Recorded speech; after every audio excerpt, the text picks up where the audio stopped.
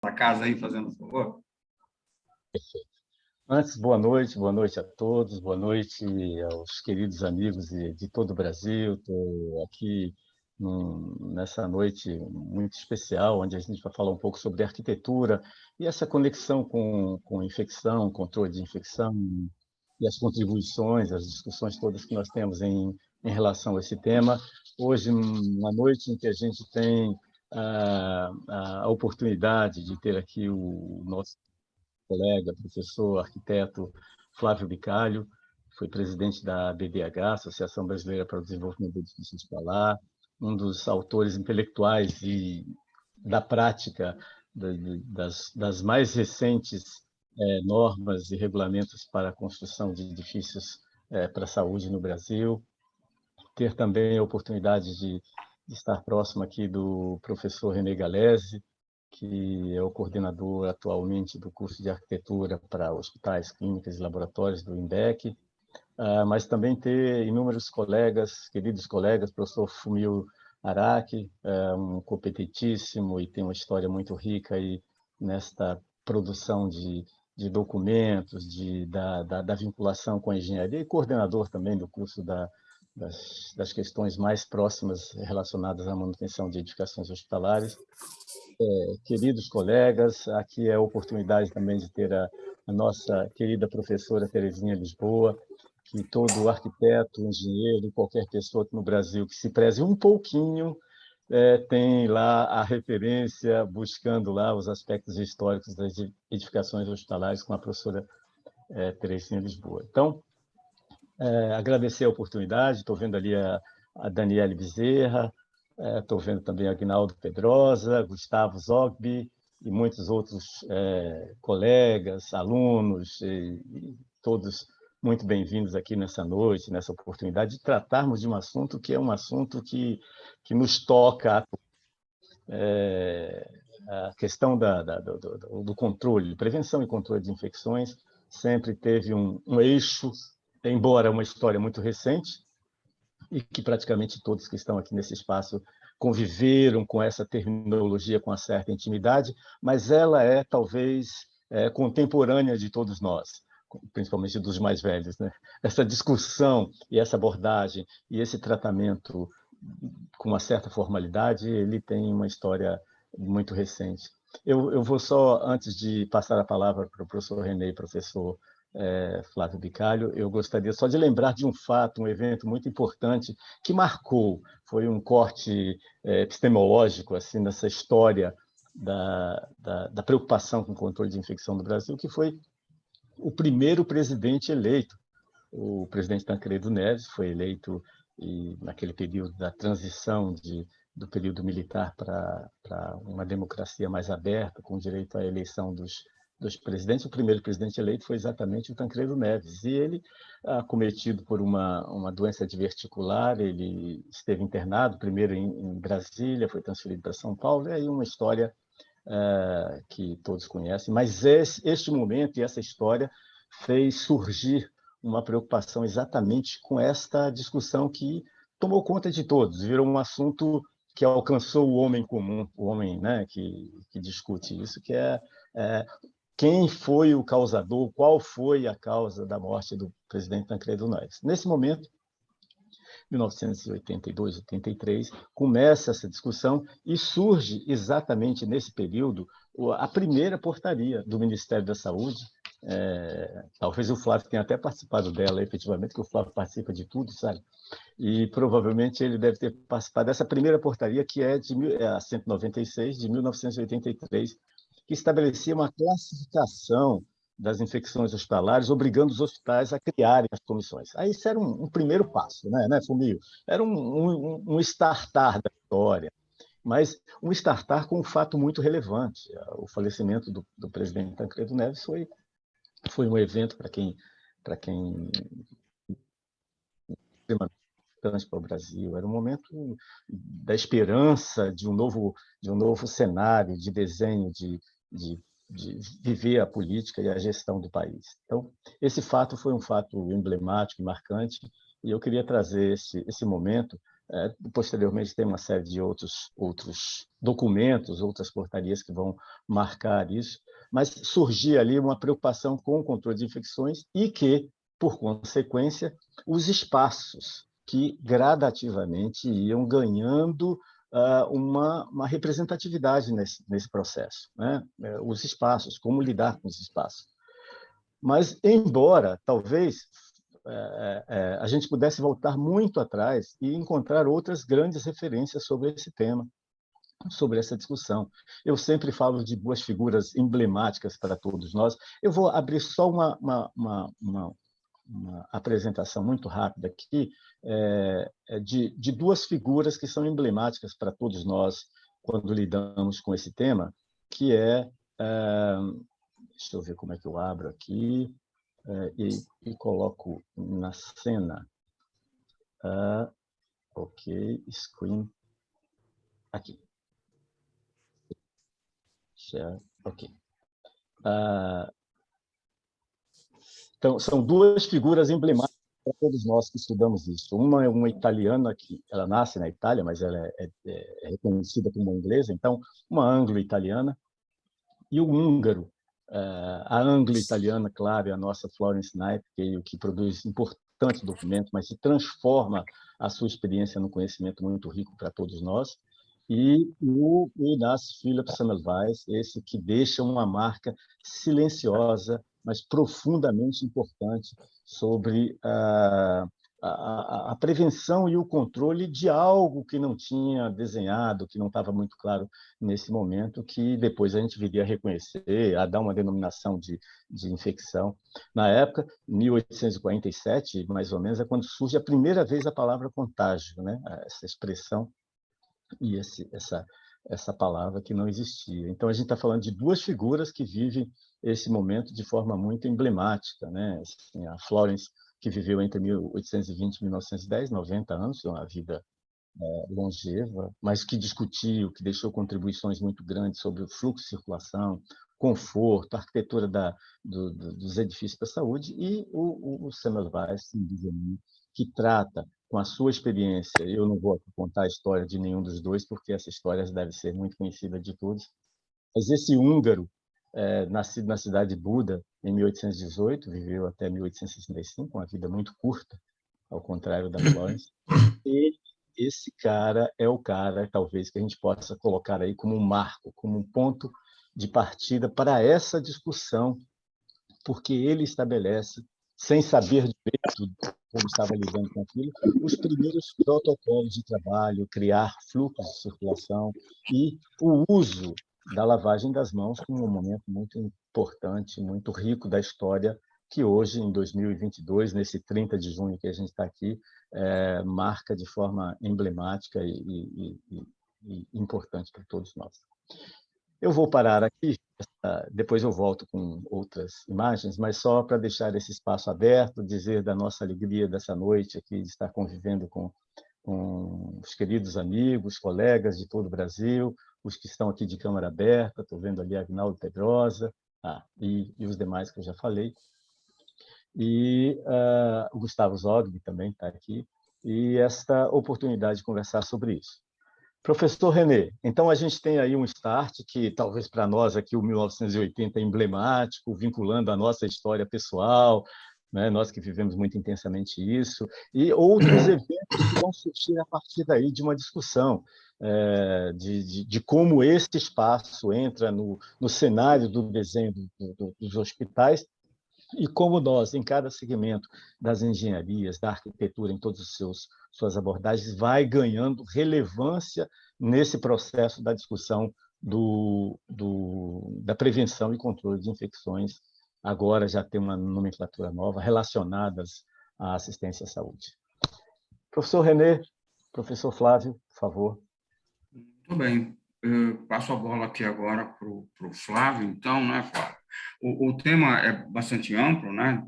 Depois dessa introdução aí que o Fábio fez, né? O tema é muito amplo. Então, a minha sugestão, Flávio, se você permite, é você fazer uma introdução também e começar. Tem um assunto que eu acho que é muito recorrente e que cabe a todos nós que trabalhamos com instalações hospitalares, que é materiais de acabamento. Então, falar um pouquinho sobre tipos, possibilidades, propriedades de alguns materiais de acabamento. Acho que é um tema bastante pertinente e que é bem abrangente. Ok, boa noite, pessoal. Já falei com alguns colegas aí, estou vendo ali o Sandro, Fumio e tantos outros colegas por aí, né? Mas o Fábio pensou aí 3 momentos importantes nessa história da questão de controle de infecção, que hoje a gente não fala mais infecção hospitalar, né? Porque até mesmo com a pandemia a gente pôde ver exatamente que infecção pode acontecer até na casa da gente, né?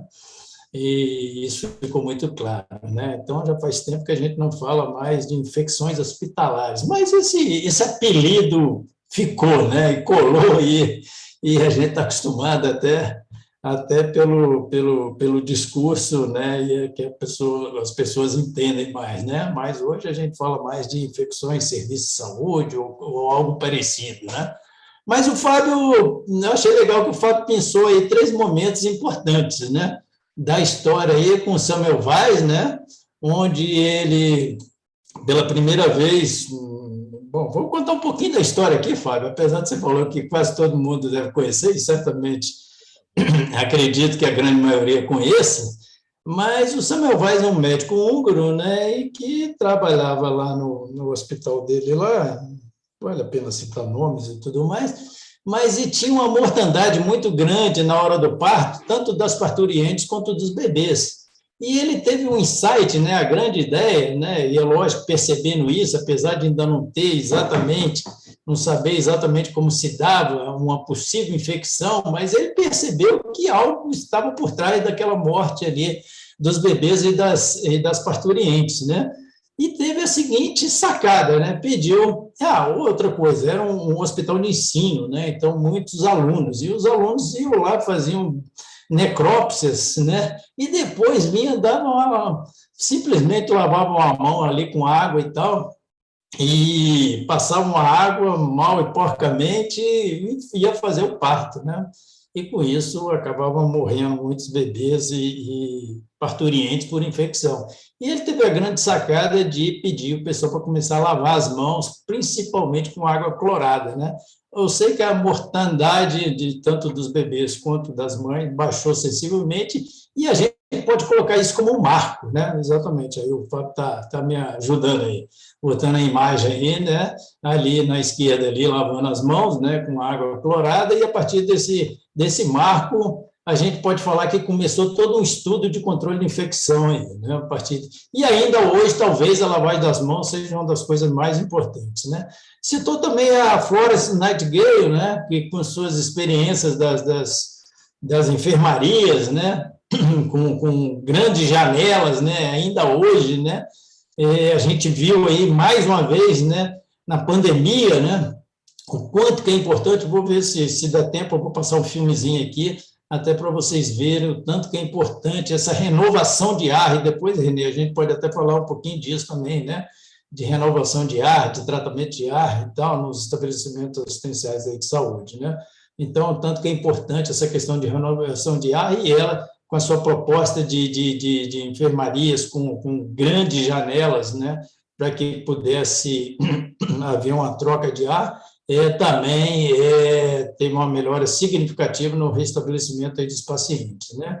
E, por fim, um marco que foi para o Brasil, realmente, precisou de morrer um presidente da República no Brasil, muito provavelmente por uma questão de infecção, né? Ele teve diverticulite, né? E acabou vindo a óbito, muito provavelmente, entre várias coisas, aí é um negócio meio nublado, mas uma das razões fortes também foi a questão de infecção, né?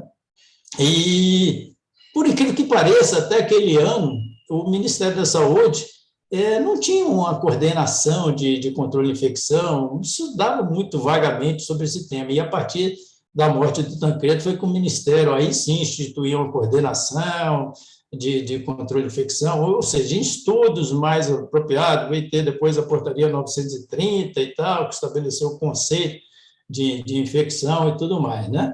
Bom, mas isso é só para dar uma introdução aí, aproveitando o gancho do Fábio, né? A gente vai falar um pouco mais aqui qual o nosso papel, né? Qual é o papel do arquiteto e do engenheiro nessa questão de controle de infecção?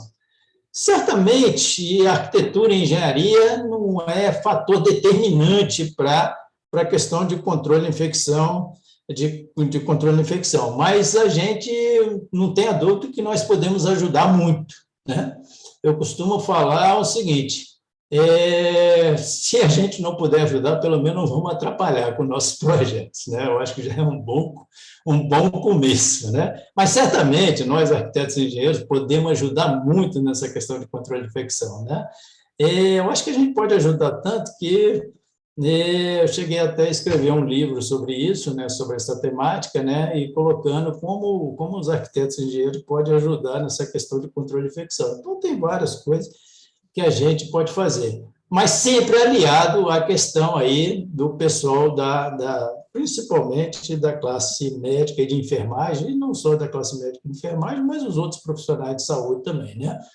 Para que vocês entendam isso que eu estou falando, de nada adianta o arquiteto especificar lá o lavatório, né, lá do Semmelweis, né, lavagem das mãos e tudo mais, mas se o médico ou se a enfermeira não lava as mãos. Então, vai ser aí a nossa atitude de arquitetura e de engenharia, juntamente com os procedimentos da equipe de saúde, né, que vão fazer com que essa questão de controle de infecção tem um bom resultado, né? Aí sim a gente começa a ver as taxas baixando bastante, na medida que nós, arquitetos e engenheiros, ajudamos com a edificação, né? E com os equipamentos, e o pessoal da equipe de saúde, por sua vez, mantenha procedimentos rigorosos aí, como, por exemplo, essa questão de lavagem das mãos, né? Então, essa junção aí é importante, né? Essa dobradinha aí de arquitetura e engenharia com os procedimentos é fator determinante para que a gente possa vir a baixar aí as taxas de infecção, né? De nada adianta um prédio maravilhoso, todo tecnológico, se a gente não tem uma comissão de controle de infecção realmente que funcione naquela edificação, né? E, por outro lado, o pessoal da Comissão de Controle de Infecção vai ter algumas dificuldades se o prédio também, do ponto de vista de arquitetura e engenharia, for deficiente, né? Mas, certamente, nesse segundo caso, aí, eles vão saber até se virar muito mais do que no primeiro caso, né? Onde não tem uma equipe atuante aí de controle de infecção, a coisa fica muito mais difícil, né? Mas, Renê, você colocou aí um ponto importante, né? Essa questão de materiais de acabamento, né? A gente poderia ficar aqui falando horas aqui sobre materiais de acabamento, né? Certamente eles têm uma importância, né? Nessa questão de controle de infecção. A higienização da superfície, está aí a Terezinha aí também, que tem alguns livros que abordam, de certa forma, esse aspecto, né, da superfície, né? Essa higienização da superfície é fator importante, né? A gente viu aí na pandemia aí, né? Parece até que a pandemia já acabou, né? A gente fala que a pandemia no passado, mas não acabou, né? Infelizmente ela não acabou. Graças a Deus diminuiu bastante, né? Até por conta das vacinas, né? A grande maioria da população está vacinada. Isso é um outro evento aí importantíssimo aí da humanidade, né? A invenção da vacina, né? A gente pode ver isso, tanto que é importante, né? Mas a gente até no começo, né, estava dando uma importância aí, talvez maior do que ela deveria ter para a superfície, né? Então ficava naquela neurose de ficar lavando até banana e tudo mais, né? Mas enfim, as superfícies, com certeza, elas têm seu papel aí nessa questão de controle de infecção. Então, quanto melhor a gente puder higienizar a superfície, nesse sentido, a gente vai estar contribuindo para essa questão de contaminação e reduzindo aí aspectos de contaminação e, consequentemente, possíveis infecções que você possa vir a adquirir, né? Em razão dessas contaminações de superfícies aí, né? E nesse sentido, né? Talvez se eu pudesse dar algum conselho, né, principalmente aí nas áreas críticas, né, que a gente poderia até classificar, talvez, os ambientes, né? E isso tem até na própria RDC 50 de 2002, né? Os ambientes críticos, semicríticos e não críticos, né? Então, logicamente, os ambientes críticos, né? Tipo uma sala de cirurgia, uma sala de recepção de roupas sujas, é onde a gente, de roupa suja de uma lavanderia, é onde a gente se preocupa mais, né?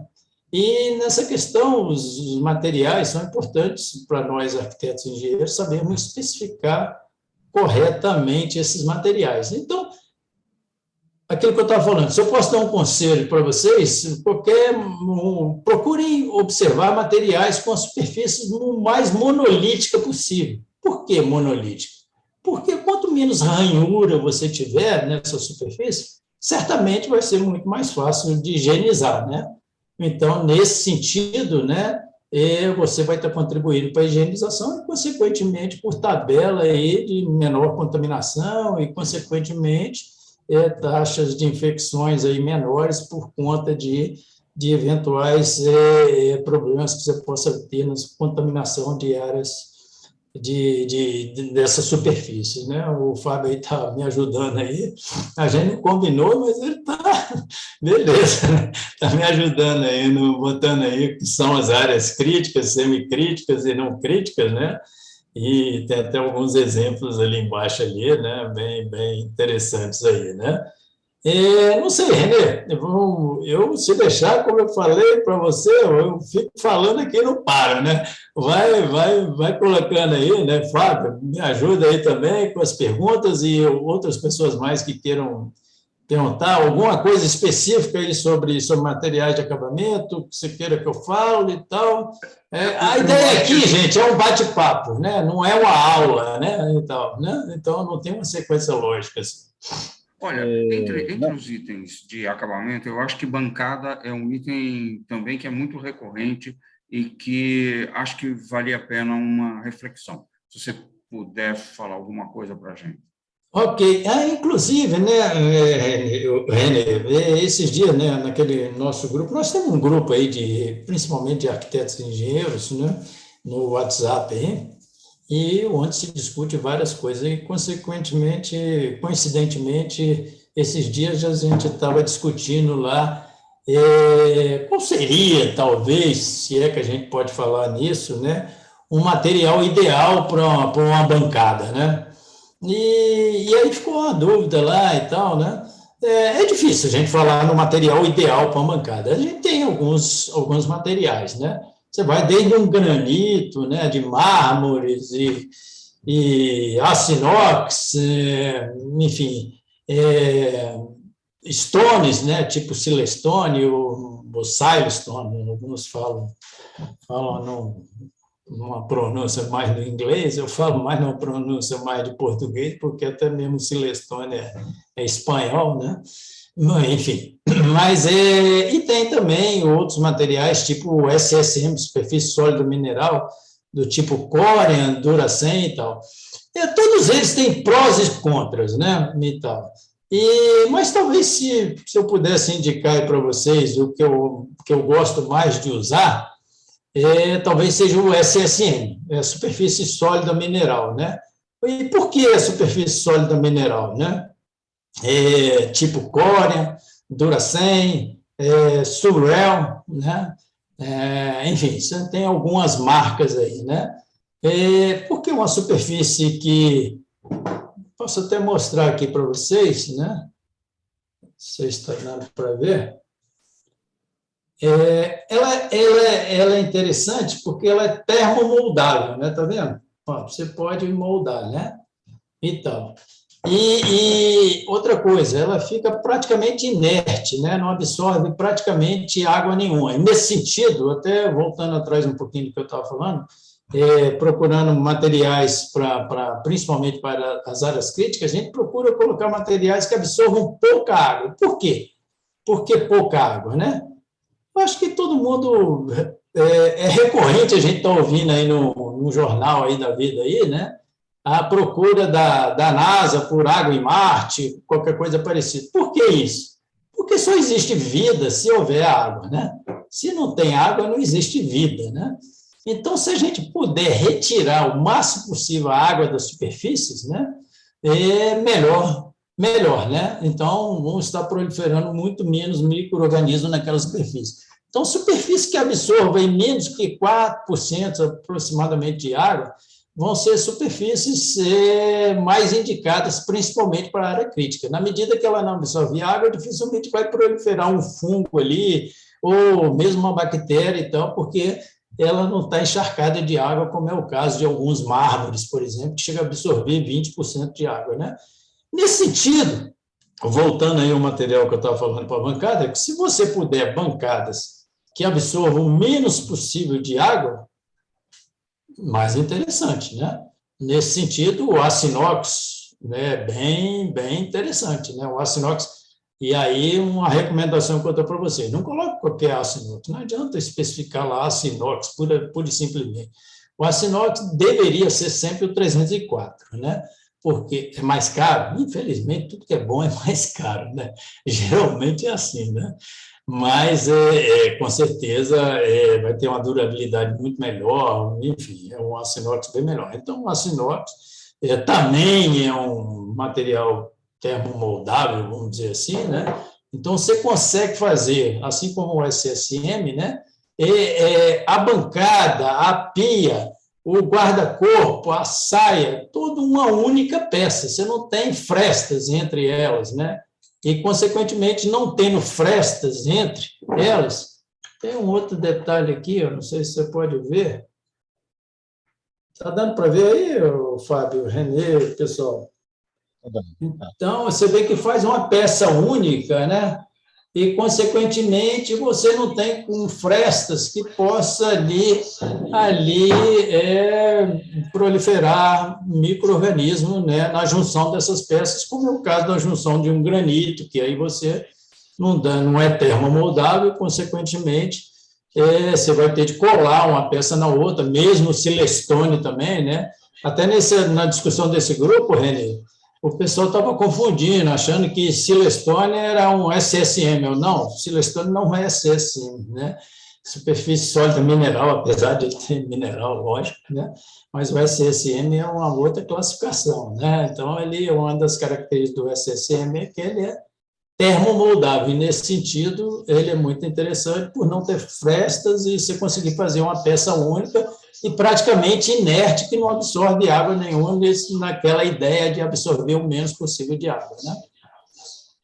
Não sei se deu para entender aí, deu para... Ainda falando sobre material de acabamento, o Samuelson está perguntando sobre porcelanato em centro cirúrgico. Que recomendação você tem? Bom, ele especificou porcelanato aonde? No piso, teto, parede, no teto não, né? Mas no piso, na parede, ou eventualmente até em bancada, né? Ele Então, disse que utilizou nas áreas críticas. O centro cirúrgico ele utilizou um piso condutivo, o que é adequado. Eu acho que é até no piso, na sala cirúrgica, utilizar o piso condutivo. Piso condutivo, para quem não sabe, é um tipo de material que você utiliza. A condutividade é exatamente por isso essa denominação de condutivo. Mais antigamente, nós usávamos um revestimento melamínico e embaixo dele nós colávamos umas placas de cobre. Então, a gente fazia a condutividade. Eu e o Fumio talvez tenhamos vivido isso com mais prática. A gente tinha que usar isso e, claro, era um problema muito grande, porque o revestimento melamínico no piso, e quando a utilização de água para lavabilidade e tudo mais, acaba... aquilo virava uma festa, e trocar aquele material era um custo muito elevado e um processo muito complexo. Mas a renovação, dos anos 90, início dos anos 90, começa a surgir os pisos vinílicos borrachados. Isso é uma revolução profunda, e, sobretudo, quando nesses pisos vem agregado a possibilidade da condutividade nele. Numa espessura de 4 milímetros, 6 milímetros, é fantástico, uma revolução. Revolução em todos os aspectos. Mas a abordagem que o Samuelson faz é exatamente de ter utilizado porcelanato nas áreas críticas. E aí, Samuelson, eu faria aqui um comentário, até olhando pelo viés do conforto deste ambiente, o que você vai criar é um ambiente extremamente ruidoso, né? O desconforto que você vai trazer dentro desse ambiente é um dos componentes de não validação para isso.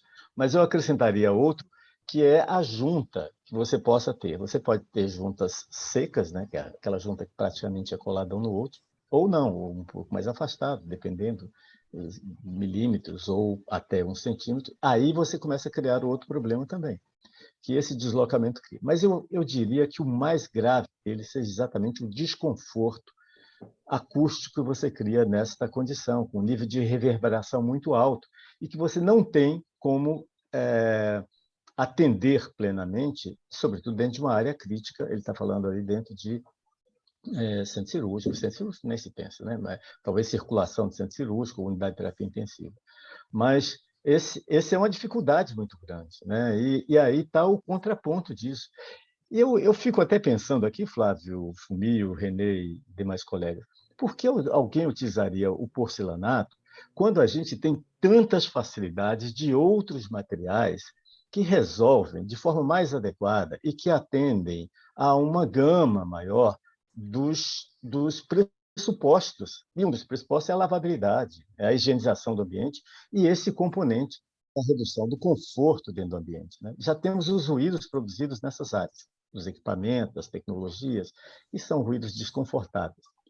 E que sempre trabalhando com uma condição de sons extremamente graves, né? Então, se trabalha com intensidades sonoras elevadas decorrentes desta condição dos sons, dos ruídos produzidos no ambiente. Então, eu acho que era uma discussão interessante, Samuelson, que colocou a pergunta lá, para a gente levar adiante, assim, tentar processo de trabalhar o cliente, de mostrar ao cliente os diversos aspectos envolvidos, né? Se ele comprou lá uma quantidade de porcelanato, inventa outro lugar aí, o Flávio, o Fumio, o Renê vão inventar outros lugares para aplicar esse porcelanato, mas dentro da circulação do centro cirúrgico e dentro da unidade de terapia intensiva, eu não recomendaria de forma alguma, porque as consequências são muito... E aí ainda você tem até um problema, que aí cai na mão do Fumio, que é fazer a eventual manutenção de um piso desse quando rompe uma peça, um metal que caia sobre esse piso, você fissura, e trocar uma peça dessa é muito mais complexa do que trocar piso vinílicos. Ô, Fábio, eu queria aproveitar aí a pergunta do Samuelson, né? Porque muitas vezes a pergunta vem dessa maneira, né? Flávio, qual é o melhor piso para centro cirúrgico? Aí eu costumo brincar assim, ô Renê, tapete. Aí o cara, mas você está doido, Flávio? Tapete para centro cirúrgico? Olha, você não me falou qual é o ambiente. No centro cirúrgico, nós temos ambientes críticos, semicríticos e não críticos. Por exemplo, nós temos dentro do centro cirúrgico uma secretaria, que eventualmente, até o mais interessante, é que a gente faça a porta de acesso pelo lado de fora do centro cirúrgico. E não teria problema algum eu colocar um tapete nessa secretaria. Eu até não teria problema. Eu até não botaria, não, mas até por preconceito, sabe? Mas não teria problema nenhum você colocar um tapete nessa secretaria. Agora, uma outra coisa é um ambiente semicrítico, eu consideraria, por exemplo, uma RPA, uma sala de recuperação anestésica, quanto o tratamento já é outro, e um ambiente crítico, mais crítico dentro do centro cirúrgico, que seria a sala de cirurgia. Então, gente, a gente precisa descer no detalhe, não dá para ser genérico, né? Tá? Então, quando vamos especificar aí, Renê, né, até fazer uma síntese aí, talvez, materiais de acabamento, a gente precisa saber exatamente em qual ambiente, que atividade é exercida naquele ambiente, para a gente aí sim poder especificar corretamente o ambiente. Não adianta ser genérico, tipo centro cirúrgico, né?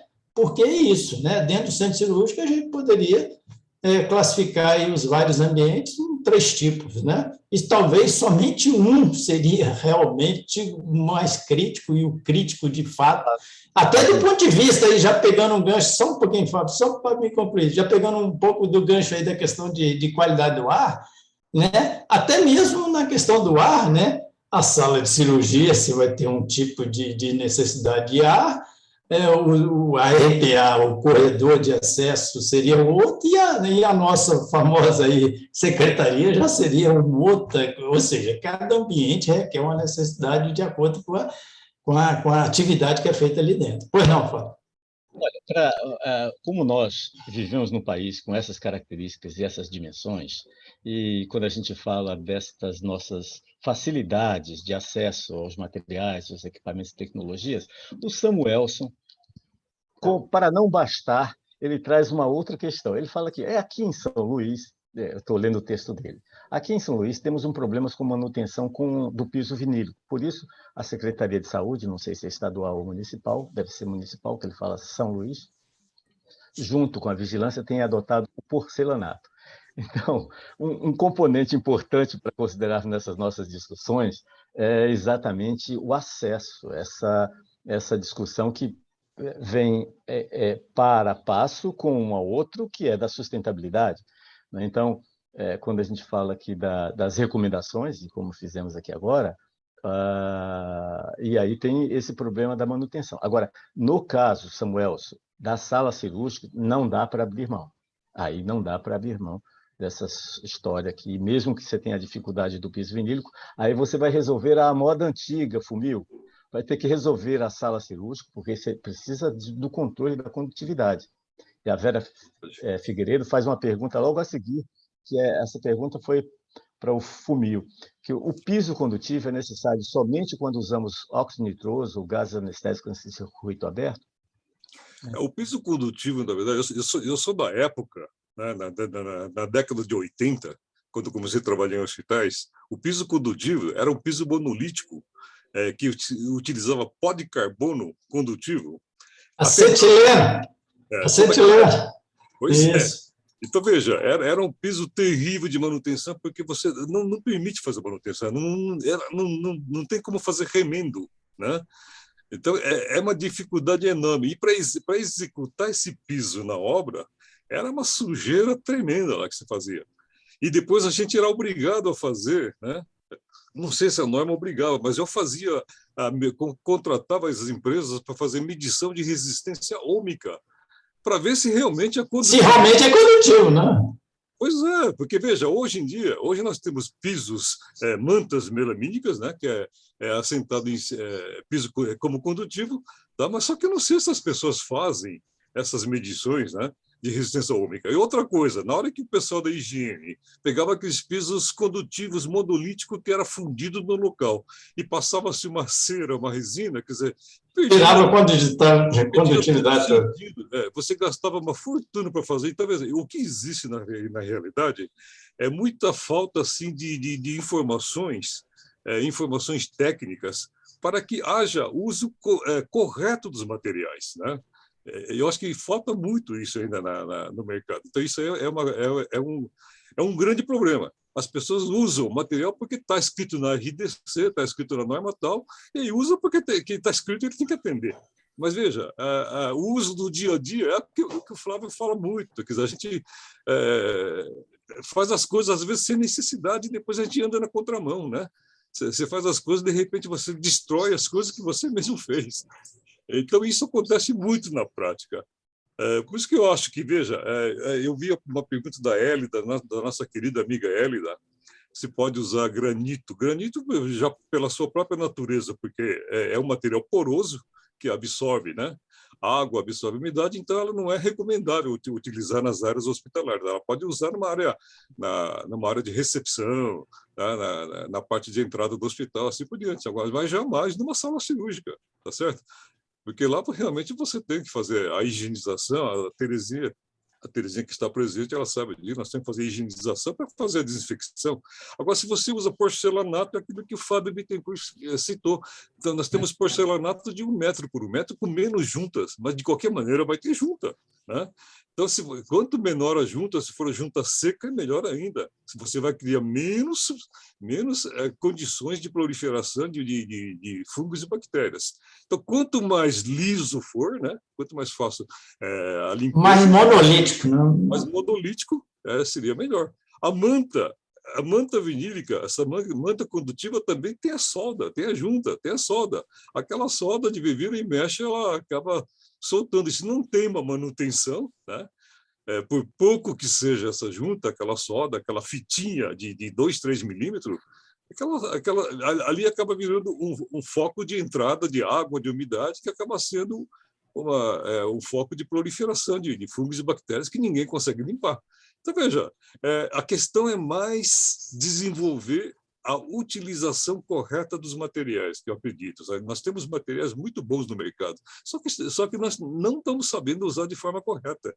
Não estamos sabendo tirar proveito. Quer dizer, essa é a minha opinião, né? Na prática, acontece muito isso.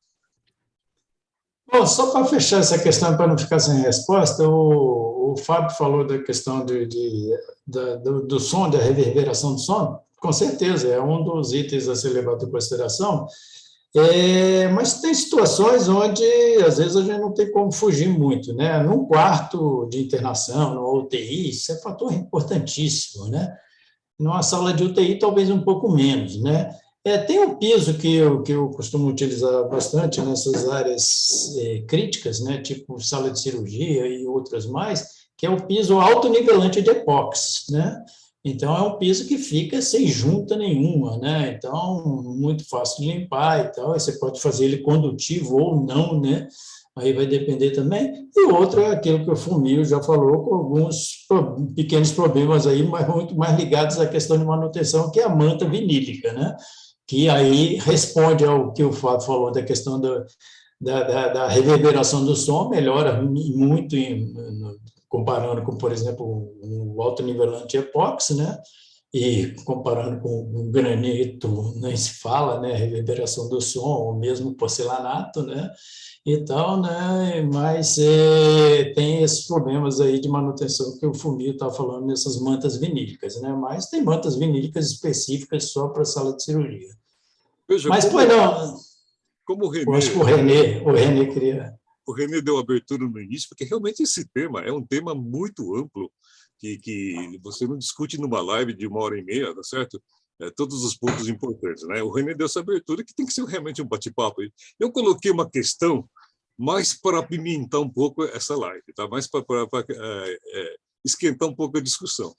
Nós sabemos que nós temos no Brasil aproximadamente 7 mil hospitais, de uma forma geral, tá certo? Entre públicos, privados, hospitais de ponta e assim por diante. Na minha opinião, hospitais de ponta, tipo Sírio, Einstein, não chega a 5% desse universo. Então, a grande maioria dos hospitais são os hospitais que estão sendo uma situação, em termos de infraestrutura física, numa situação calamitosa. A gente está cansado de ver, eu acredito, no meu sentimento, mais de 50% desse universo, desses hospitais, você vai na sala cirúrgica, onde fazem cirurgias cardíacas, cirurgia de alta complexidade, ortopédica, de neuro, você vai lá, você levanta a cabeça, você vê aquele baita split, né? Split sem nenhuma renovação de ar, tá certo? Não existe troca de ar de forma nenhuma. Então, eu fiz até uma questão que eu coloquei no chat, acho que talvez vocês não tenham tempo de ler. Eu não estou vendo o chat, ou eu presto atenção aqui, ou eu vou ler as perguntas. Eu gostaria de ouvir uma opinião do senhor, só para trocar uma ideia. Vamos classificar de risco baixo, médio e alto. Como é que vocês classificam esses ambientes, que é a sala cirúrgica de alta complexidade, tá certo? Com split ou aparelho de janela, que a gente vê ainda de monte por aí, né? Como é que vocês classificam isso e por quê? Assim, comente rapidamente. E aproveitando o gancho dessa pergunta, nós temos muitos hospitais que não sabem nem o que é validação e qualificação de autoclave de esterilização. Então, veja, os materiais passam pela esterilização, pelo processo, né, teórico, e vão para a sala cirúrgica, e o tema da live é a infecção hospitalar. Então, na hora que o cirurgião usa o instrumental para fazer uma cirurgia, e na primeira incisão ele acaba de introduzir no paciente milhares de bactérias. Então, o paciente entra no hospital com uma doença e sai de lá com 200 doenças se ele sair vivo de lá. Mas isso aí é a nossa realidade da grande maioria dos hospitais. Então, quando a gente fala em infecção, quer dizer, como é que vocês classificariam e por quê? Tá certo? Esse tipo de ambiente. Você pega uma sala que faz uma cirurgia cardíaca, está lá um baita split, e autoclave de esterilização, ninguém sabe nem o que significa qualificação e validação térmica, né? Como é que vocês classificam? Não sei, eu posso responder aí. Nós estamos com um especialista aqui, talvez uma das maiores autoridades no Brasil aí na plateia, que é o Sandro, né? O Sandro Dom, que é lá da Anvisa, né? Então, engenheiro mecânico, entende tudo. Mas, Sandro, se você me permitir, aí, deixa eu fazer só a introdução e você depois aí complementa aí um pouquinho. Bom, a classificação de uma sala dessa é altíssimo risco, né? Não deveria nem existir, né? Espero que meus colegas de vigilância sanitária estejam atentos para realmente lacrar uma sala dessa que tenha um aparelho split, um aparelho de janela numa sala de cirurgia, que seria um absurdo total. Ainda mais se você pegar a nova norma 7256, que saiu agora recentemente, né, o ano passado. Então, aí que, se na nova ela já não podia acontecer, com a nova norma agora, aí é que não, é impossível que um tipo de sala dessa ainda esteja funcionando nos dias de hoje. Por quê? Só para você falou para responder o porquê, né? Taxa de renovação de ar nesse tipo de aparelhos é zero, né? Então, você não faz taxa de renovação de ar nenhuma, né? Sem contar aí filtragem, que você não consegue filtragem nem com filtro F, que dirá filtros absolutos, né? Bom, enfim, né? Aí precisaria uma aula aqui sobre ar-condicionado, sobre climatização, né? Eu não sei se o Sandro aí, Sandro, me ajuda aí um pouquinho, eu sei que você está aí na plateia aí, quer complementar alguma coisa? Enquanto o Sandro entra no ar aí conosco, eu só vou lembrar um pouco dessa trajetória, que em 2012, 2010, o Flávio Bicalho era o presidente da BDH.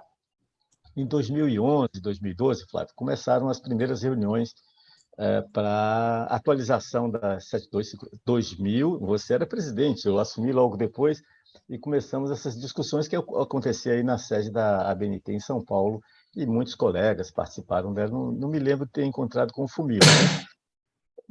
Muita gente, alguns colegas que não estão mais conosco aqui, como Domingos Fiorentini, que participou de algumas reuniões conosco lá.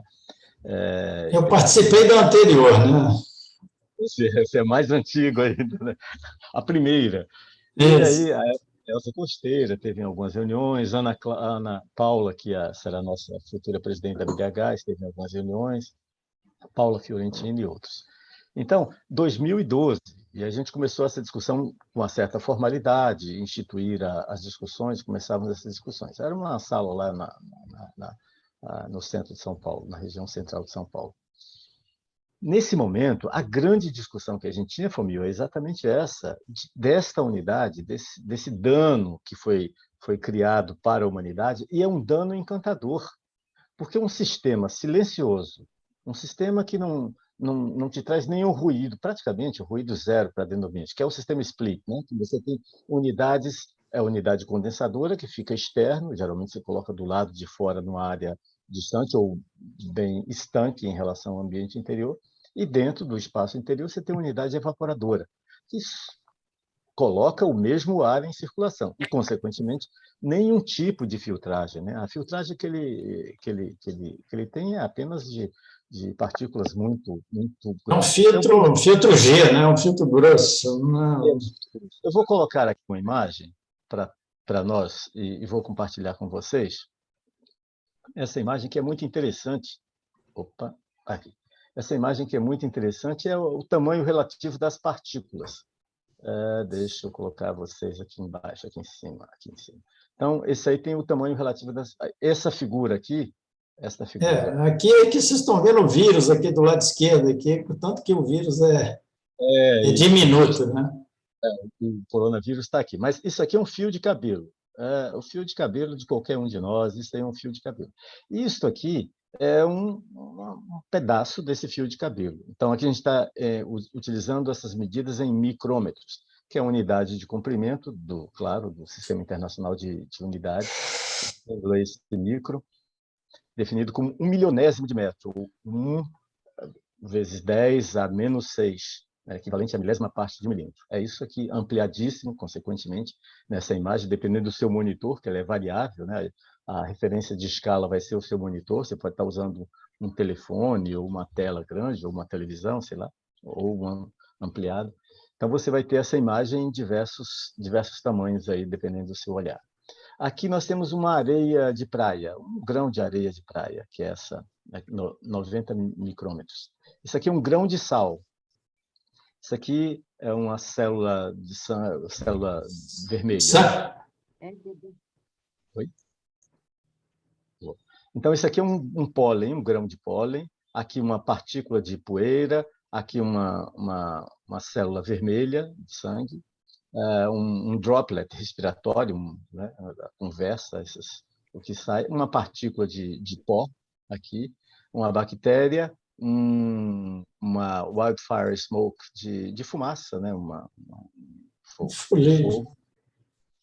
E aqui um coronavírus. Agora, esta imagem que eu estou colocando aqui agora é o que os filtros com eficiência média para partícula de 0,4, filtros médios utilizados em hospitais, utilizados em ambientes controlados, ele segura até o grão de pólen. Um filtro EPA, a alta nível de controle, utilizados em unidade de terapia intensiva, centro de tratamento queimado, ele vem até aqui, ele consegue bloquear até esse tipo de partícula que a gente está colocando aqui. Então, esse aqui é o coronavírus. A minha observação, e aí eu faria uma analogia exatamente com esses hospitais de emergência que nós usamos aqui, e essa implantação dos hospitais de emergência nas situações mais graves, que são as unidades hospitalares que utilizam, como o Fumio bem lembrou aí, eventualmente, eu espero nunca ter que usar um hospital que tenha um sistema split na sua sala, sequer na sua sala de recepção, Fumio. Nem na sua sala de recepção eu gostaria de entrar no hospital que tem o split system. Imagina numa sala onde você tenha pessoas contaminadas ou com um nível de contaminação maior, com a possibilidade de micro-organismos patogênicos que possam ser transmitidos ou repassados por esse sistema que transforma e potencializa os micro-organismos patogênicos dentro dele mesmo. Isso tudo me faz lembrar uma referência de uma colega nossa, a professora Sônia Beidio. Ela é arquiteta hospitalar, e ela falava bem assim: Fábio, o que é mais seguro? Entrar numa sala com o split system ou fazer uma cirurgia debaixo de uma árvore frondosa, onde eu proteja das moscas, dos mosquitos e das folhas que eventualmente caem. Então, ela fala assim, talvez debaixo da árvore seja mais seguro do que entrar numa sala que tenha split system, dado o nível de gravidade e de responsabilidade, consequentemente, dentro desses ambientes. Essa imagem ela reflete um pouco essa gravidade dessa situação e desse cuidado que deve ser dado para isso. O Flávio já colocou aqui muito bem. Então, é um assunto que, neste meio como o nosso, onde temos aqui técnicos ou interessados no assunto, nem caberia discutir, sabe? Nem tem espaço para se admitir uma discussão onde a gente coloque o questionamento sobre a possibilidade ou a eventualidade de se utilizar o sistema split em ambientes controlados. Nem falo em áreas semicríticas, nem falo das áreas críticas, que seria uma irresponsabilidade sem tamanho. Então, Professor Fábio, me permite aproveitar essa imagem só para fazer um pequeno comentário. Eu tenho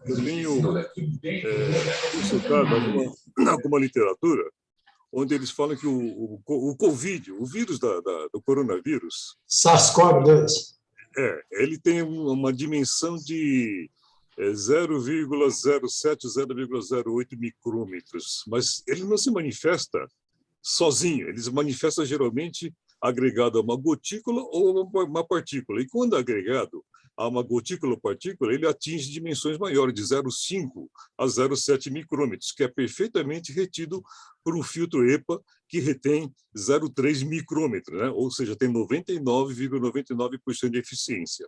Tá certo? Então, a grande maioria, infelizmente, assim, essa questão do split, que é o filtro grosso, que eu costumo falar que passa até elefante por esses filtros do split. Veja, nós estamos longe de falar em filtragem, porque nem cabe a palavra filtragem numa sala cirúrgica, mas, infelizmente, eu visitei mais de 100 hospitais aqui no Brasil, da região norte, sul, leste, oeste. Infelizmente, quer dizer, por isso que eu tenho um sentimento comigo que mais de 50% dos nossos universos hospitalares, tá, estão nessa situação. A gente só vai sentir o problema, a gravidade do problema, na hora que você está como paciente. E eu estive como paciente por 2 ocasiões fazendo cirurgias graves. E antes de me anestesiarem, eu chamei a enfermeira, que eu estava deitada na mesa cirúrgica, chamei a enfermeira e eu enxergava lá o difusor de ar-condicionado em cima da minha cabeça e perguntei, escuta, como é que é a equipe de manutenção de vocês? Tá? Como é que é o sistema de ar-condicionado? Se acabar a energia elétrica desse hospital, o gerador não vai falhar? Quer dizer, veja, então na hora que você conhece um pouco, por isso que tem uma frase famosa que fala o seguinte, quanto mais você conhece, mais você sofre. Né? E é o que estava acontecendo. Aí o que eles fizeram? Dá uma anestesia nesse japonês aí. Ele parou de falar. Ele parou de falar. Aí eu apaguei, né? Eu fui acordar lá na UTI depois. Mas a realidade, infelizmente, quer dizer, essa sempre foi a minha grande batalha e a preocupação. A realidade desse universo dos nossos 7.000 hospitais é essa. Com certeza, Fumio, com certeza, né? Nossa realidade está longe, está longe. Mas, Renê, se você me permite aí, eu queria passar até um filmezinho, aproveitando aqui, que a gente está falando sobre qualidade do ar, né? E aproveitando um pouco aí dessa questão que a gente estava falando de trocas de ar, Alguém está com o microfone aberto aí, por favor? Alguém está com o microfone aberto aí? Eu acho que é o Arthur. Acabei de entrar, estou desligando aqui, só um segundo, desculpa.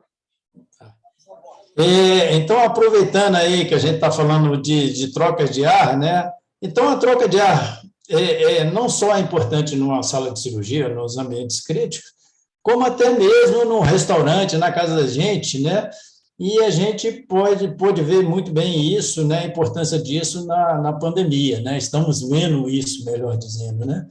Nesse sentido, até teve um filmezinho que talvez até alguns de vocês já tenham visto aí, que passou aí pelas redes do WhatsApp aí, eu vou compartilhar com vocês aqui agora. É um experimento japonês que foi feito, né? E mostrando a importância da renovação de ar, né? Então, isso aí nós estamos aí no meio de uma pandemia, então isso para vocês verem o tanto que é importante, não só na casa da gente, mas transpondo isso para um hospital, para uma sala de cirurgia, para uma UTI e tudo mais, isso é mais do que evidente, né? Pois não. Deixa eu só aproveitar um comentário rapidinho de um segundo. Aproveitando a fala que o professor Fábio falou, da questão a qualidade do ar embaixo de uma árvore frondosa ou dentro de uma sala cirúrgica. Eu não sei se algum dos senhores já tiveram a oportunidade de fazer uma análise da qualidade do ar desse tipo. E eu cheguei à conclusão que o ar fora do hospital, na rua, era de melhor qualidade que o ar da sala cirúrgica. E mostrei o laudo bacteriológico para o médico, para o cirurgião cardiologista.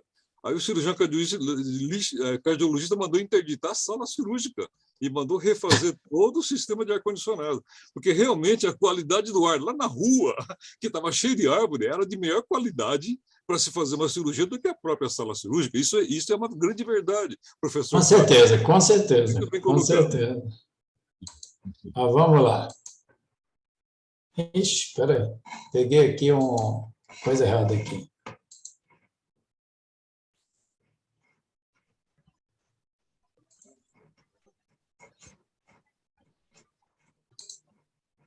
Vou passar um pouquinho. Me enrolei aqui. Vamos lá. Aí.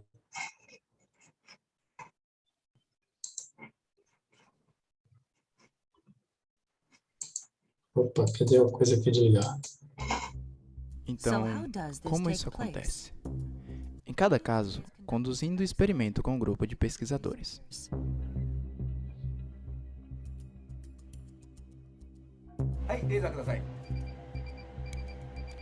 Utilizando raios lasers e câmeras de alta sensibilidade, a equipe pode observar pequenas partículas no ar.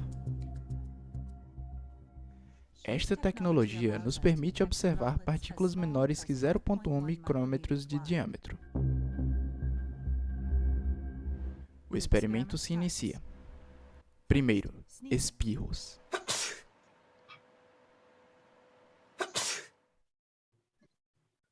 Aqui podemos ver grandes gotículas com cerca de 1 milímetro de diâmetro. Elas rapidamente caem. Mas vamos observar pela câmera de alta sensibilidade.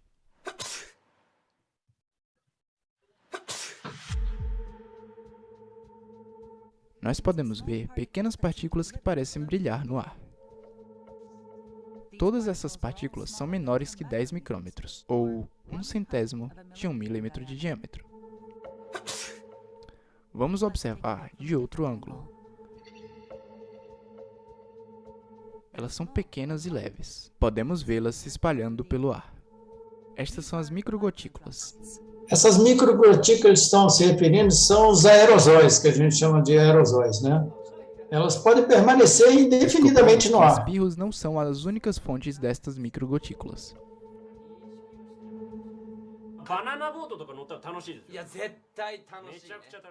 Nós fizemos o mesmo experimento com 2 amigos conversando. As pessoas geram várias destas microgotículas quando estão conversando alto.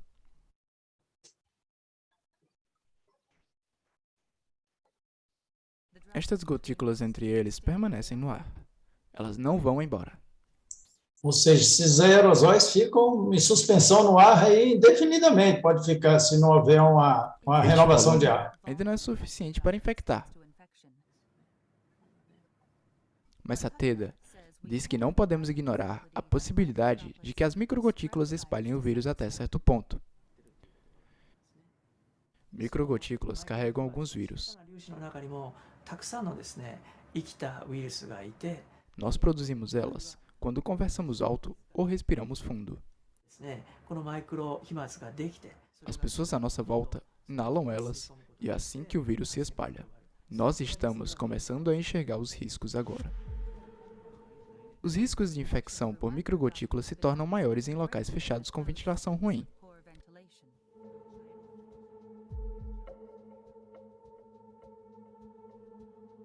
Este laboratório está simulando o movimento das microgotículas em um espaço pequeno. Cerca de 10 pessoas em um local fechado, com o tamanho de uma sala de aula. Alguém tosse uma vez. E espalha cerca de 100.000 gotículas.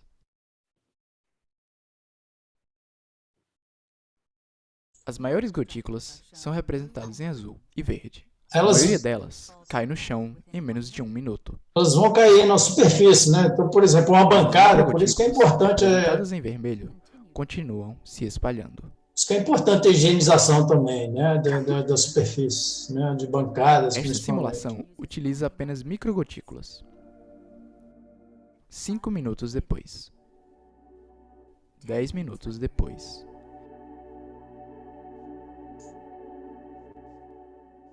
20 minutos depois. As microgotículas permanecem suspensas no ar. Já tem algumas experiências onde os aerosóis não se dispersam nunca.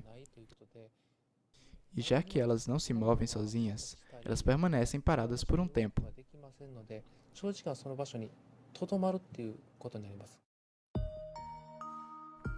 Mas há formas de prevenir a estagnação das microgotículas. Aí que vem a árvore, o lado de fora, a renovação de ar. E aumentar a circulação do ar demonstrou-se ser efetivo.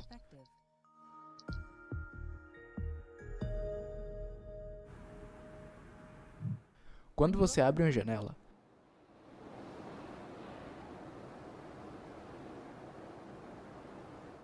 as microgotículas são rapidamente levadas embora. Fábio, lembra da Florence? Ah, sim. Abrir janelas. E leves, então qualquer fluxo de ar consegue levá-las embora. E se há dificuldade, abra as janelas. É importante criar 2 aberturas. Faça isso ao menos de 1 em 1 hora. Isso diminui o risco de infecção consideravelmente. É isso, pessoal. Então, a importância, né, de renovações de ar, né, você imagina, abrir janela já é importante, imagina numa sala de cirurgia, como o Fumil estava colocando, sistemas deficientes onde você não faz renovação de ar, né, onde o sistema não te permite renovação de ar. Seria trágico, né? Seria não, é trágico, né? Mas vamos lá, Renê, tem mais perguntas por aí? Você quer ver Já que a gente outros está assuntos? Outros já que a gente tá falando, assuntos? já que a gente está falando de ventilação, né? Está falando de ar em movimento, como é que é a história do secador de jato de ar quente? Como é que é? Conta aí. Bom, essa história, por sinal, Renê, eu estava lendo essa semana até, no site do nosso colega Tadeu, né? O grande Tadeu, né? Um médico, né? Que tem um site Não é. que trata de controle de infecção, vários cursos, né, de controle de infecção, e vi lá uma pesquisa que foi publicada recentemente, né, feita lá pela Universidade de Cambridge, lá na Inglaterra, né, e falando desses secadores de ar, né? Quem não já foi no aeroporto e seca as mãos ali naquele secador de ar, né? Tempos atrás eu também passaram um filmezinho através do WhatsApp aí, bem interessante, né? E uma coisa que eu sempre tinha na minha cabeça, né? Que aquele negócio não servia para nada, ou melhor, servia para sujar ainda mais as nossas mãos. A gente acaba de lavar a mão e vem aquele ar ali numa pressão. Esse é um outro fator importante, né? Nessa questão de qualidade do ar dentro dos EAS, né? É questão de pressão positiva e negativa, né? Então, a gente trabalha com isso a todo momento, né? E isso, mais do que nunca, agora na pandemia, a gente pode ver a importância de se adotar pressões negativas, né? Em diversos ambientes, né? E o que aquele secador faz, né? Ele imprime uma pressão positiva, né? Muito alta na mão da gente. Eu costumo brincar que é o seguinte, aquilo ali está tatuando bactéria na tua mão, né? Você acabou de lavar a mão e aquele negócio está tatuando bactéria ali na tua mão, né? Aquilo ali está recolhendo o ar da onde? Do banheiro, né? E a qualidade do ar do banheiro, como é que é? Eu acho que todo mundo há de convir que a qualidade do ar do banheiro não é grandes coisas, né? Então, a gente está pegando aquele ar do banheiro e imprimindo ali na tua mão numa pressão positiva altíssima, né? Então, mais uma vez, eu vou passar um filmezinho aqui para vocês aqui, só para vocês verem aqui esse experimento que eu sempre quis fazer. Quando me passaram esse filme, então, graças a Deus, alguém fez esse experimento que eu queria fazer no laboratório, fizeram para mim isso, né? E essa pesquisa agora, recente, 2022, da Universidade lá de Cambridge, também eles chegaram à mesma conclusão, que aquilo ali suja ainda mais as suas mãos. Então, pelo amor de Deus, gente, não seca aquele secador. Apesar de que, René, certa vez eu visitando um centro de produção de válvulas cardíacas, e isso foi aonde? Onde já faz um tempo, já nem me lembro mais, enfim. E lá eu vi um secador desse de mão. Mas aí era diferente, você tinha que passar por diversas salas, numa cascata de pressões, né, e tal, de filtragem de ar também, e chegava lá na última sala, antes de entrar na sala de produção realmente, né, daquelas válvulas, é o que a gente chama de sala limpa, e aí você tinha de lavar suas mãos, e não dá para ser com papel, secar a mão com papel, tinha de ser um secador, né? Porque senão, você imagina puxar um papel ali, você vai jogar uma quantidade de particulados no ar aí enorme, né? Então não podia, você vai contaminar o ar com aquele particulados do papel, né? E aí sim tinha um secador de mão, mas aí sim, está captando o ar da onde? Daquele ambiente, mas um ar extremamente limpo já, né? E tudo mais, né? Que era aquela sala, tá? Então, esse secador até serve para alguma coisa, né? Nessa situação muito específica, né? Mas na grande maioria, nos banheiros que a gente tem por aí, principalmente de aeroporto e outros lugares mais, não serve para nada, muito pelo contrário, né? Serve para sujar ainda mais as nossas mãos. Mas vamos lá, passar aqui esse filmezinho, vocês vão ver isso que eu estou falando.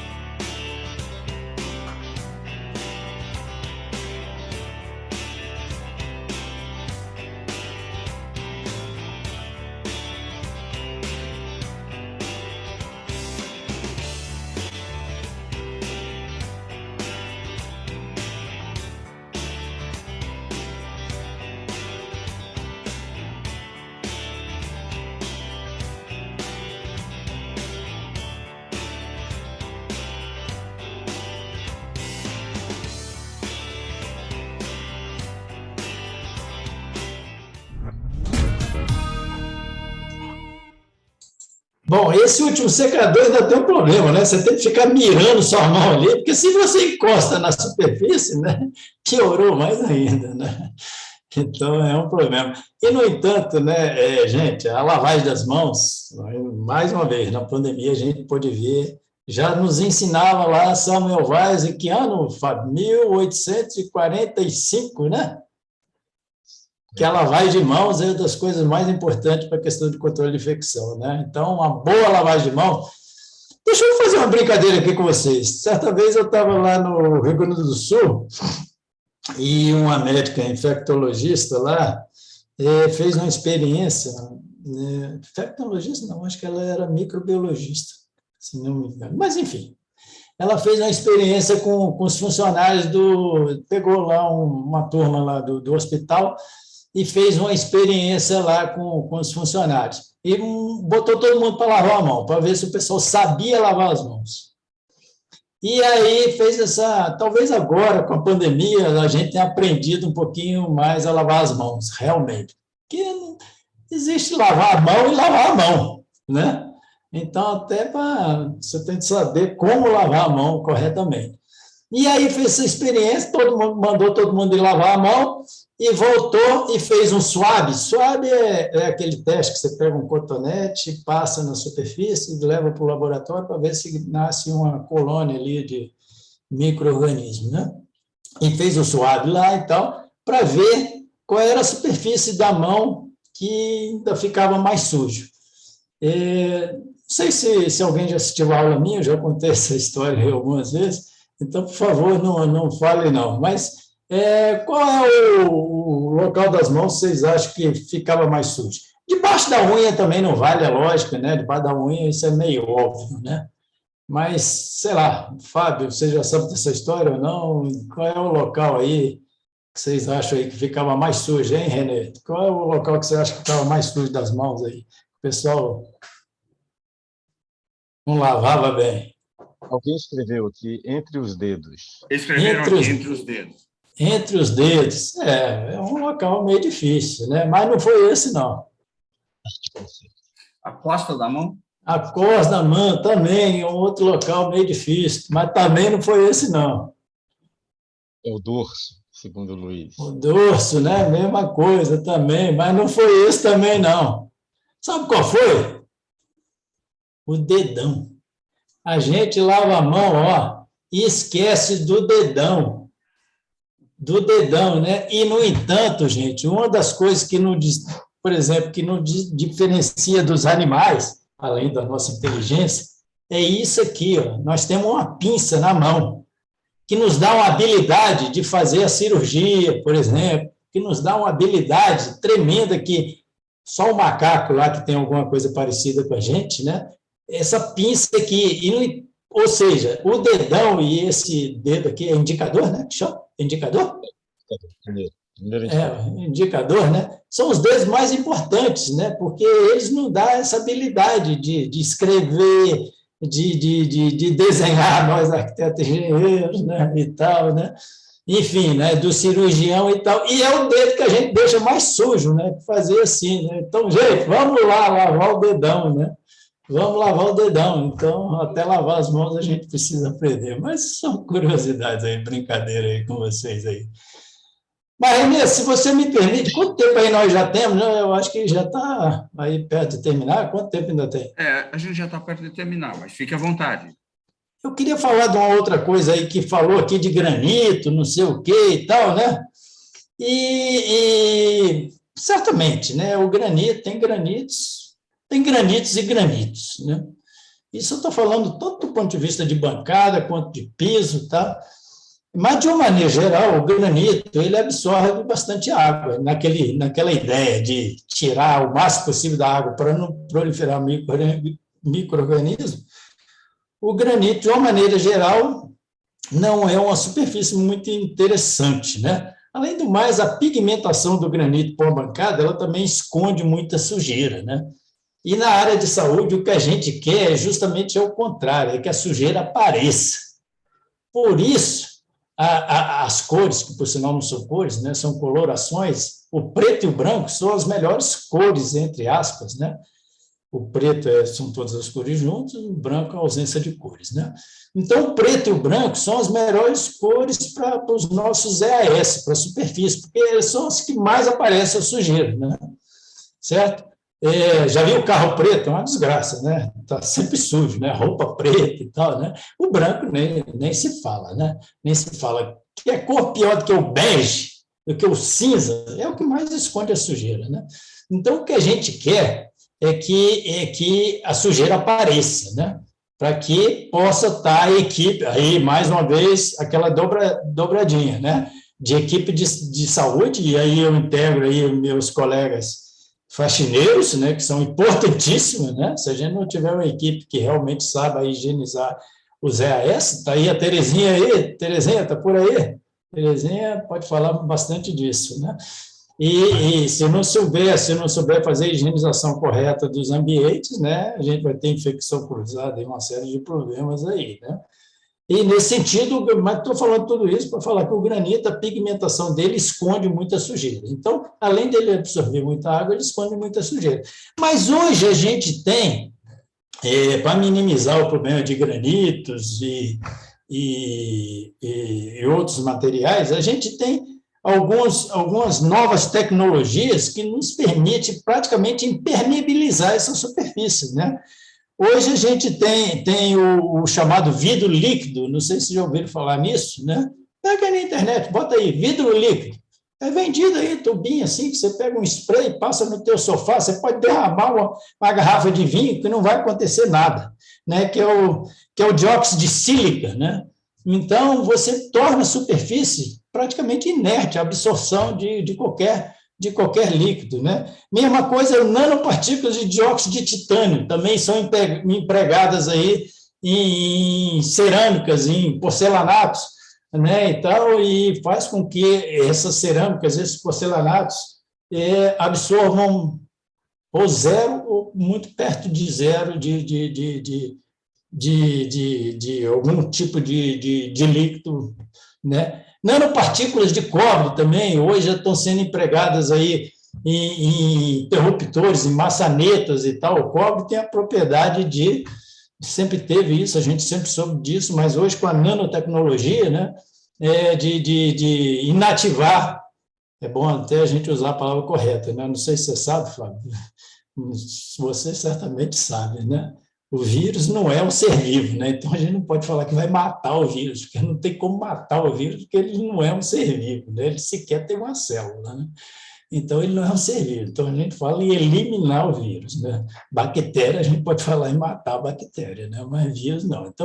Então o cobre ele tem a propriedade de até eliminar vírus e bactérias e tudo mais. Então são materiais novos, principalmente com o uso de nanotecnologias, né, que a gente pode agregar aí nesses materiais, né, ou mesmo, se não já em materiais prontos, mas agregar na composição, por exemplo, de cerâmicas e tudo mais, né, e tornar essas superfícies aí muito mais limpáveis, vamos dizer assim, higienizáveis, e nesse sentido vai agregar bastante aí nessa questão de contaminação, né, e consequentemente, o controle de infecção. Não sei, René, como é que a gente está de tempo? Olha, dá para a gente ficar falando aqui, tem muito tema aí para falar, né?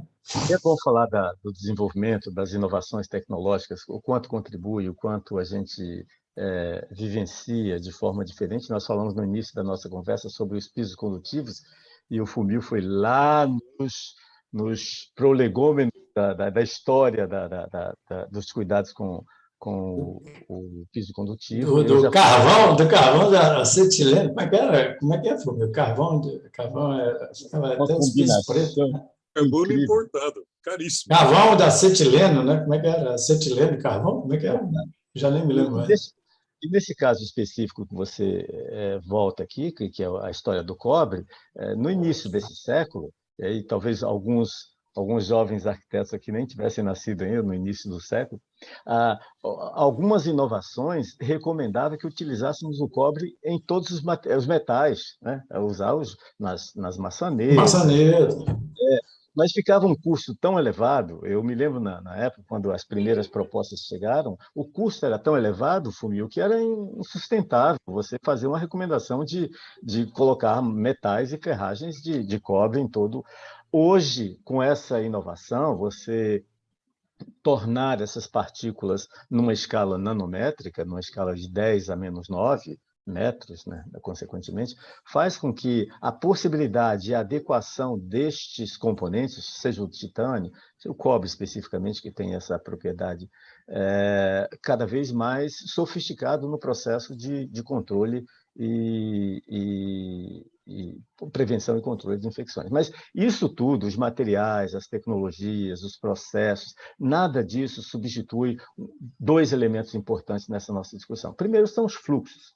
E aí cabe a nós, arquitetos, temos um papel fundamental nisso, que é estabelecer os caminhos dentro do hospital. Por isso o projeto é tão importante e por isso essas discussões que nós temos nas nossas salas de aula, nos nossos escritórios, para discutir os fluxos e criar as barreiras. Então, as barreiras físicas têm um papel fundamental nesse processo, porque por mais pedagógicos que sejam os procedimentos, os textos, as normas, a arquitetura é mais pedagógica.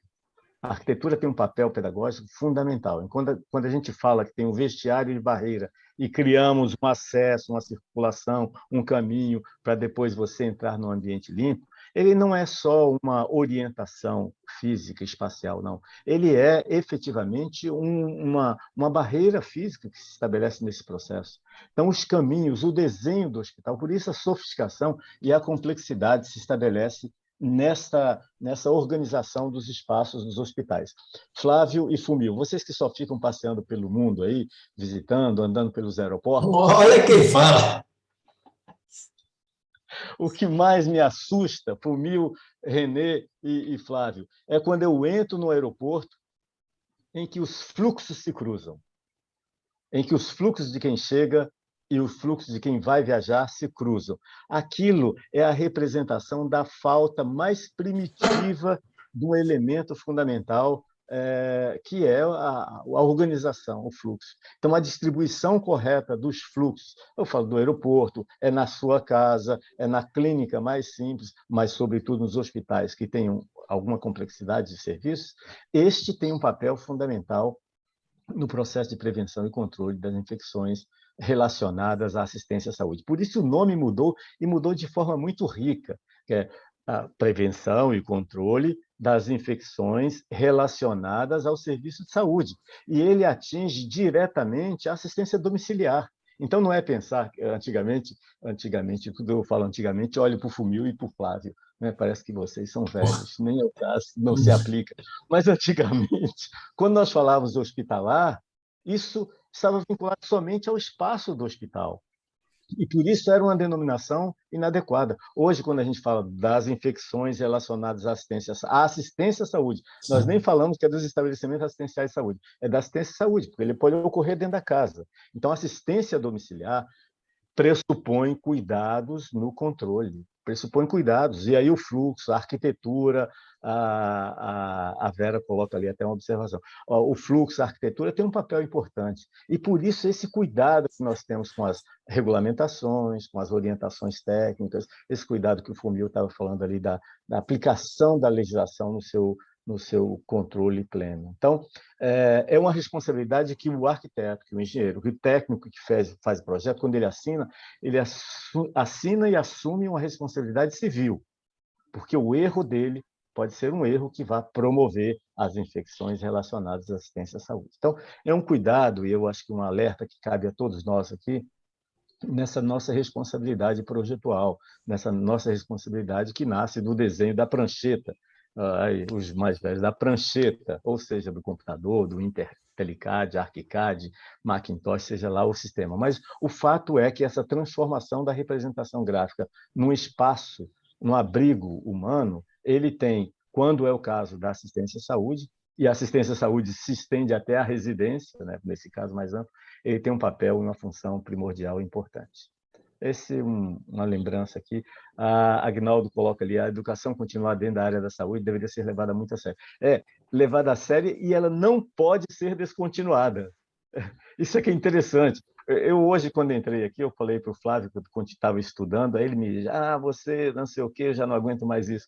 Mas ele é o que mais estuda. O Fumio, olha atrás do Fumio a quantidade de livros, esse cenário que ele coloca ali. O Flávio não para de ler, e eu também fico nessa história, porque senão a gente se defasa com muita velocidade nesse espectro da área que nós escolhemos para trabalhar, né? Esta é uma área que se renova a cada instante. Com certeza. Se tivermos com esses eventos que aqui o INDEC promove hoje, desses encontros tão ricos que tem aqui, a gente vai ficando para trás. E esse ficar para trás na nossa área significa uma obsolescência muito, muito perversa e muito perigosa, né? Então, Ô, Fábio, só fazer uma observação, voltando aí à questão de fluxos, de barreiras que você falou. Eu queria aí chamar a atenção para um fato que é importantíssimo, que eu acho muito importante, é que a gente deve conhecer não só os ambientes, mas que atividades são realizadas dentro do ambiente e como essas atividades são realizadas. E aí entra a questão dos fluxos. Não adianta eu pegar a RDC 50 lá de 2002 e ver os ambientes e colocar aqueles ambientes todos ali no papel ali, mas de uma forma, vamos dizer assim, bagunçada, que não obedeça a um certo fluxo, né? É preciso entender que atividades são realizadas naqueles ambientes e de que forma essas atividades são realizadas, para que você possa dar um ordenamento lógico nesses ambientes, né? E aí vai entrar a questão dos fluxos, importantíssimo, e as barreiras, consequentemente, que a gente acaba tendo em diversas situações, como é o caso do centro cirúrgico, como é o caso de lavanderias, como é o caso de áreas de farmacêuticas, e, enfim, né? De CME, né? A gente tem barreiras e tudo mais, né? Então, a questão das atividades, eu costumo falar sempre para os meus alunos, né? É importante entender a atividade. Eu não vejo como um arquiteto projetar um espaço sem entender que atividade é feita naquele espaço, sem entender que atividade. Isso talvez seja uma das grandes dificuldades dessa disciplina Arquitetura da Saúde, que a gente nós arquitetos e engenheiros, nunca estudamos essa questão muito, né? Praticamente nenhuma na nossa faculdade, que é a saúde. Então, entender o que é feito dentro de uma sala de hemodinâmica, o que é feito dentro de uma sala de litotripsia, estou falando uns palavrões aqui, ou mesmo de uma agência transfusional, que é um nome, parece um palavrão, mas é uma coisa muito simplesinha, né? Então a gente precisa entender que atividades são feitas ali dentro para a gente dar um ordenamento correto desses ambientes, dessas unidades e, consequentemente, seguir um fluxo e eventualmente, se tiver barreiras, né, colocar as barreiras nos locais e da forma correta. Eu gostaria de fazer apenas um comentário sobre tudo isso que vocês estão falando, basicamente cai na gestão de processos, né? Só como alerta, como o professor Fábio colocou muito bem para servir de alerta, veja, eu tenho colocado muito nas minhas aulas e conversado com muitos médicos e enfermeiros do CCIH, de vários hospitais. O que está acontecendo na prática? Uma coisa é a resolução 9 da Anvisa, né? que surgiu da portaria depois que faleceu o Sérgio Mota, né? Que saiu a questão... 3.523. E de onde saiu o PMOC, tá certo? Mas veja, a resolução 9 da Anvisa, ela se refere a ambientes públicos e coletivos, que é restaurante, sala de aula, o auditório e assim por diante. Não há um ambiente restrito hospitalar que tem que atender a NBR 7256, que acabamos de ter uma revisão, né, recentemente. Então, você veja, eu tenho visto muitos hospitais, muitos médicos do CCIH e a enfermagem que recebem esses laudos de empresas que eles contratam, tá certo? E esse laudo ele fala claramente, com uma letra minúscula, no verso do laudo, olha, esse laudo aqui é válido para ambientes públicos e coletivos. Para ambientes críticos hospitalares, onde exige filtragem, tem que atender normas específicas. Quais são essas normas específicas? É a NBR 7256. Veja, eles não podem fazer a análise do ar de uma lanchonete do hospital e usar os mesmos parâmetros para fazer a análise do ar de uma sala cirúrgica. né? Então, eles estão recebendo esse tipo de laudo, é claro que está tudo ok, né? A sala cirúrgica está ok, a UTI está ok, porque eles utilizaram o mesmo parâmetro que eles fizeram a análise da lanchoneta. Isso está acontecendo muito na prática. Gente, eu acho que isso aí é um perigo. Tá? Isso é uma questão de falha de processo. Porque, olha, as pessoas não costumam ler o que eles estão recebendo, eles estão assinando. E mostra aquilo para uma fiscalização, para uma auditoria, e fala, olha, nós estamos em dia, o meu centro cirúrgico está com ar ok, né? Atestado aqui no laudo. E, na verdade, não é bem isso. Né? Lá está bem claro, olha, isso aqui foi feito segundo os parâmetros da Resolução 9 da Anvisa, que é uma coisa. Outra coisa é NBR 7256.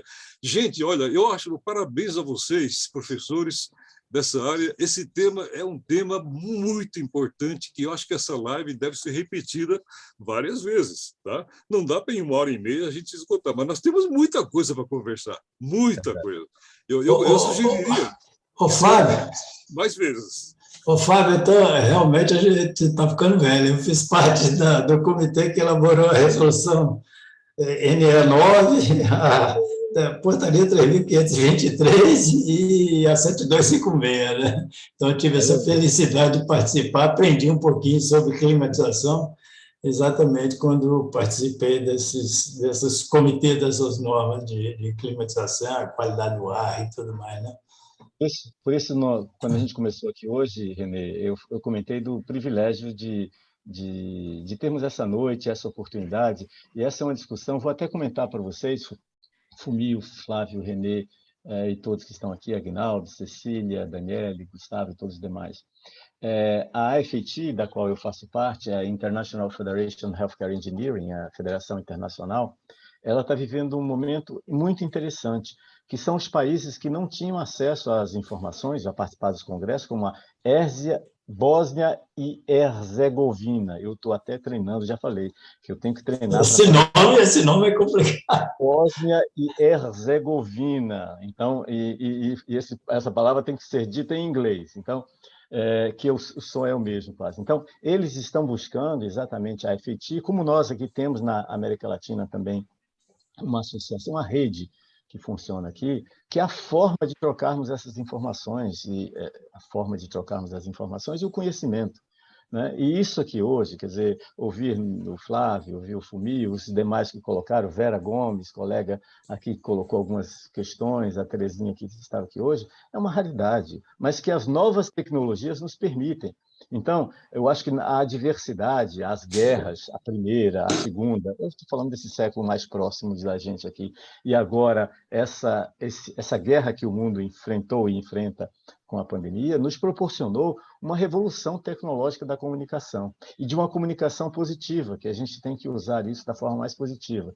Aguinaldo, Cecília, o Samuelson, lá do Maranhão, que colocou aqui questões importantes, Daniele, que está lá no Piauí, Cecília, que está em Minas Gerais, e os demais que estão por aí, mostra essa possibilidade de conhecer, ter esse conhecimento que a gente tem hoje, ouvindo aqui os colegas aqui todos, é uma oportunidade de trocar, como o Funil bem lembrou, uma aula, ouvir isso e dizer o seguinte: não há outro caminho, já que escolhemos trabalhar com arquitetura para a saúde, que não o do caminhar no processo de aprendizado indefinidamente. Não há outra estratégia. Parou um dia, você já fica para trás um passo. Então, esse processo aqui de discutir as questões relacionadas às infecções é muito importante para nós, sobretudo que nós ficamos no meio de um caminho muito tênue, e nós somos uma peça muito frágil nessa história, porque vivemos com outras áreas do conhecimento muito mais sofisticadas, né? Principalmente quem lida com as questões epidemiológicas, do controle de infecção, dos infectologistas e tudo mais. Nós somos uma parte frágil desse processo e temos que estar profundamente conhecedores da nossa responsabilidade no que nos cabe às barreiras, aos revestimentos, aos materiais, às tecnologias e tudo mais. E buscar esses caminhos do conhecimento que existem, que estão disponíveis aí. Por isso, agradecer muito. Cada vez que eu encontro o Flávio, eu tenho uma gratidão muito grande por ele, para o Fumio, para o Renê, esses meus amigos que, de alguma forma, promovem o conhecimento e que a gente tem uma dívida muito grande a todos eles. Né? A professora que estava conosco, Terezinha, que ela nem sabe o quanto eu já consultei aquele livro dela, né, e consulto todos os que estão disponíveis e tudo mais. Então, uma alegria estar nessa noite aqui com vocês e que o Renê promova outros encontros aí também. Pelo visto, teremos outros profícuos encontros, se Deus quiser. A gente marca uma nova live com algum tema específico, né? Aqui a gente fez várias abordagens, a gente marca aí uma outra live. Olha, alguém perguntou que eu me lembre, essa sessão está sendo gravada, eu não sei como é que o INBEC disponibiliza isso. Rogério, você sabe... É isso mesmo? Está sendo gravado? Sim, está sendo gravado e nós vamos disponibilizar no nosso canal do YouTube. Acredito que amanhã mesmo já vai estar disponível a todos. Jóia. Então, tá bom. Olha, eu queria agradecer muito a participação de todos vocês, do Fumil, Fábio, Terezinha, e, sobremaneira, do Flávio, que deu uma aula magistral aqui para a gente, sempre com uma disponibilidade muito grande, né? Foi muito, muito bacana, muito legal, muito prazeroso. Enfim, muito obrigado a todos, uma boa noite, e, na medida do possível, o que pudermos, a gente vai aí tentando sanar a dúvida de vocês aí ao longo dos dias, das semanas afora. Tá bom? Eu que agradeço, René. Obrigado pela oportunidade aí de estar aí com todos aí, poder compartilhar um pouquinho e aprender bastante aí com vocês aí. Beleza. Que venham outras. Se Deus quiser. Vamos lá. Um abraço Muito grande obrigado. a todos. Muito obrigado. Muito obrigado, Tchau, Fábio. Muito obrigado. Até a próxima. Obrigado a todos. Tchau, Um Rogério. abração. Obrigado pela colaboração. Tchau. Tchau.